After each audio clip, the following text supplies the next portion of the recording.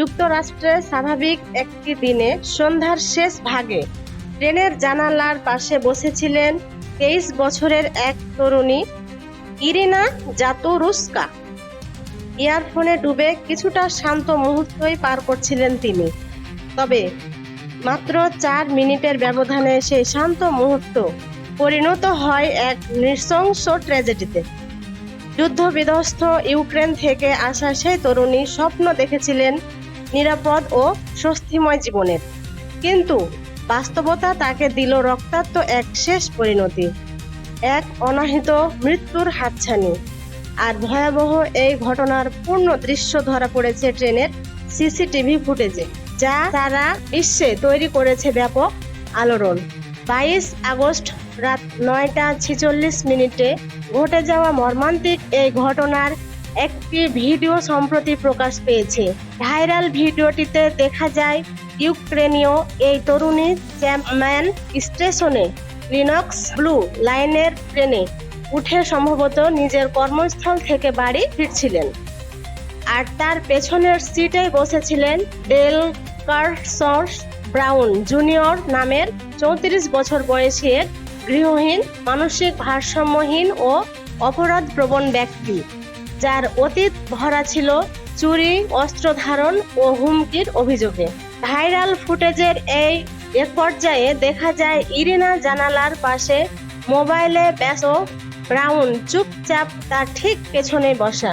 হঠাৎ করেই কোনো পূর্ব সংকেত ছাড়া পকেট থেকে ছুরি বের করে ইউক্রেনীয় তরুণী ইরিনার পাশে ঝাঁপিয়ে পড়লেন সে। গলা ও ঘাড়ে একাধিক আঘাত, মুহূর্তেই নিথর হয়ে পড়ে ইরিনা। 6 মিনিট পর পুলিশ আসে, কিন্তু তখন সব শেষ। ভয়াবহ এই হত্যাকাণ্ডের ভিডিও ফুটেজে আরও দেখা যায় খুনি ব্রাউন ছুরি চালানোর পর ট্রেনের অন্যদিকে চলে যায়।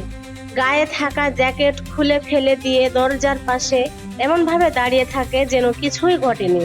সেই মুহূর্তে অভিযুক্তের হাত থেকে রক্ত ঝরছিল, যা যাত্রীদের নজরে আসে ধীরে ধীরে। আর স্টেশনে নামার পর ছুরিটি পড়ে থাকে প্ল্যাটফর্মের কাছে। সেখানেই পুলিশ পড়ে তা উদ্ধার করে।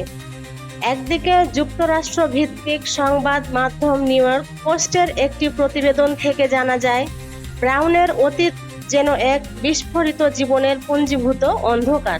2011 সাল থেকে শুরু, এরপর একের পর এক অপরাধে জড়িয়ে পড়া, 5 বছরের কারাদণ্ড এবং সাম্প্রতিক সময়ে 911 নম্বর অপব্যবহারের দায়ে আবারও গ্রেপ্তার হয়েছিলেন তিনি।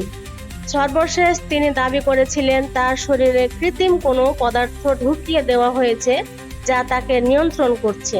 পুলিশ এটিকে মানসিক সমস্যা হিসেবে দেখলেও কার্যকর কোনো ব্যবস্থা নেওয়া হয়নি।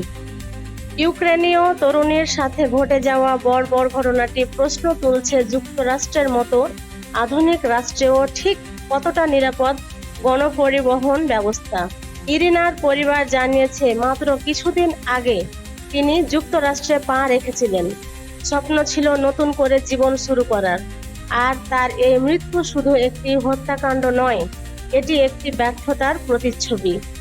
সমাজ, নিরাপত্তা, বিচার এবং সবচেয়ে বেশি সহানুভূতির অভাবের একটি নির্মম চিত্র এটি।